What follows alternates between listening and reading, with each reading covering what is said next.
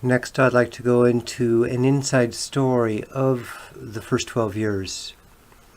It so happens that my two sisters, Gail and Diann, were discovered by the famous Olympian swimming champion Helene Madison at a very young age when they were 4 and 5 years old, and Helene saw a promise in my two sisters as swimmers and presented an act to be put forward in the Aqua Follies, Seattle's finest summertime show, Seattle's biggest summertime show.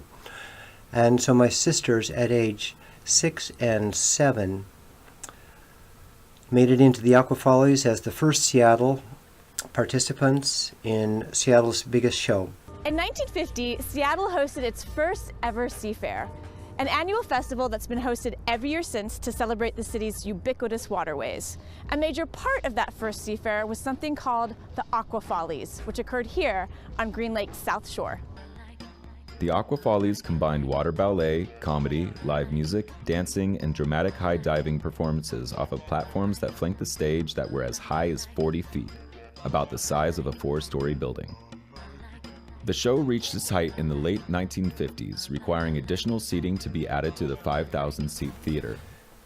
My two sisters, Gail and Diann, became the stars of the 1958 Aqua Follies.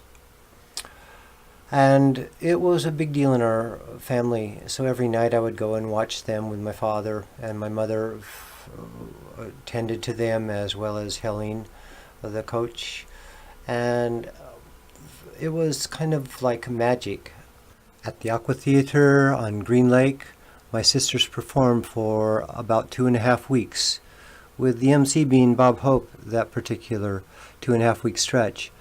It was just full of glitter and glamour and magic, and there were my sisters just being their 6 and 7-year-old selves when they'd come back or talk about it.